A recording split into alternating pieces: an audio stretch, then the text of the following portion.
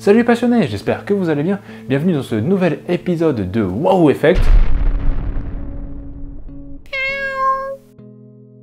Après avoir vu le TMP argent dans le tout premier épisode, il est venu le temps de voir le TMP or. Parce que l'or c'est quand même vachement mieux que l'argent. Allez, générique.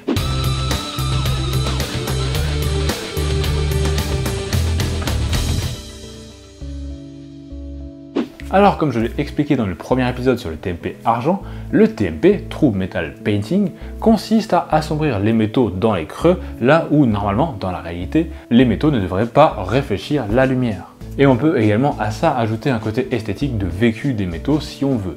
Allez, trêve de théorie, place à la pratique. Alors, pour commencer simple, il va nous falloir une base d'or. Pour moi, le meilleur or est le Retributor Armor Gold de chez Game Workshop. C'est en tout cas mon préféré. Vous pouvez très bien diluer votre Retributor pour faire de fines couches et que les pigments soient mieux répartis.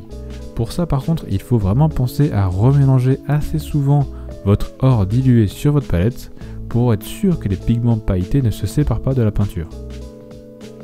Bon, c'est clairement l'étape la plus longue pour notre TMP or.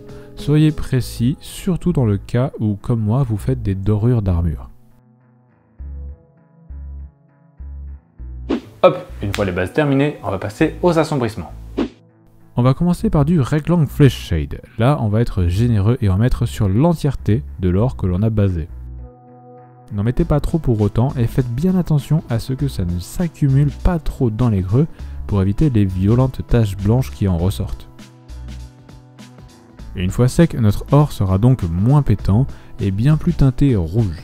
On va encore renforcer les ombres jusqu'à avoir des zones noires complètement et ensuite on rééclaircira l'or pour qu'il pète bien. On va maintenant passer au Seraphim Sepia. Pour teinter et assombrir l'or encore plus, on ne fera que les 3/4 voire la moitié des zones que l'on a déjà assombries en Rectang Flesh Shade. Et uniquement vers le plus sombre pour avoir un dégradé de lumière, sinon ça sera trop sombre d'un coup à certains endroits. Encore une fois, allez-y mollo. Il vaut mieux faire plusieurs passages fins, 2 ou 3, qu'un seul et gros passage. Ça évitera les démarcations nettes de teinte entre le Rectang et le Seraphim Sepia. Vous pouvez également mettre du Seraphim Sepia autour des boulons ou des clous de l'armure s'il y en a. Ça rajoutera pas mal de contraste à la fin, surtout dans les zones exposées zénitales.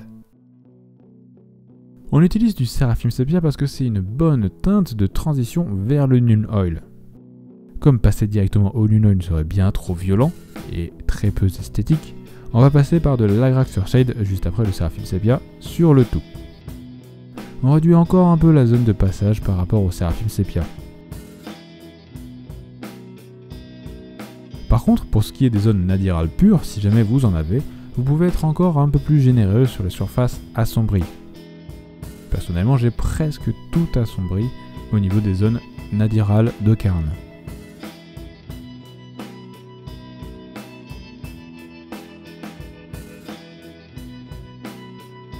Et enfin, une fois que tout ça sera sec, on passe au dernier assombrissement, le plus sombre de tous, le Nuln Oil.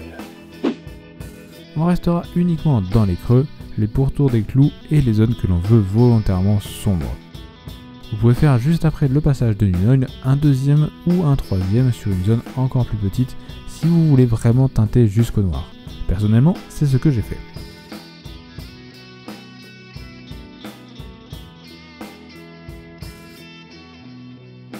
Et voilà, on a donc fini avec toutes les ombres terminées. On va donc passer au rehaussement de lumière, à l'éclaircie. C'est maintenant que le métal il va péter et avoir du peps.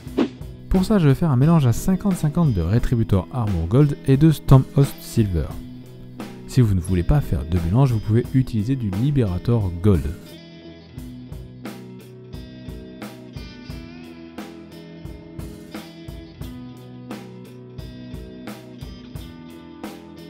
Le jour où j'ai tourné cette vidéo, je n'en avais plus, alors j'ai fait avec ce que j'avais, c'est-à-dire un mélange des deux. Ça fait quasiment la même teinte.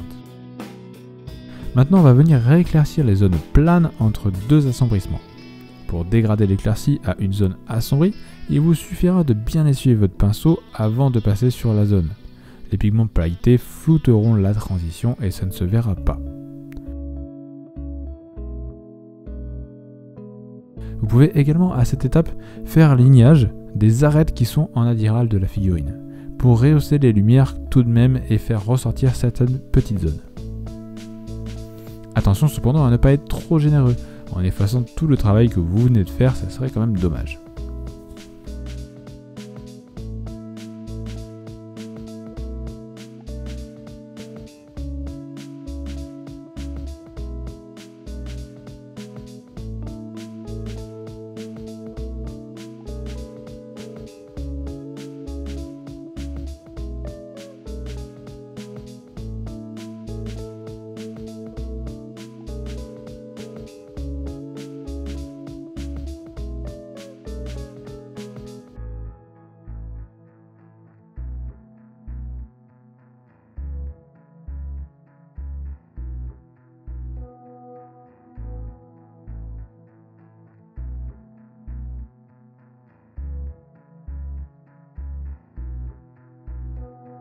Et voilà, on est à une étape de la fin. Et maintenant on va finir l'éclaircie avec du Stormhost Silver pur, principalement sur les arêtes et sur les zones planes qui sont en zénithal pur. Mais soyez encore une fois pas trop généreux pour ne pas gâcher le travail. Vous pouvez en mettre également légèrement sur des zones que vous voulez absolument faire ressortir plus que les autres. Le Stormhost Silver attire très bien l'œil. Étant très pailleté, il attire fortement les lumières et donc l'œil.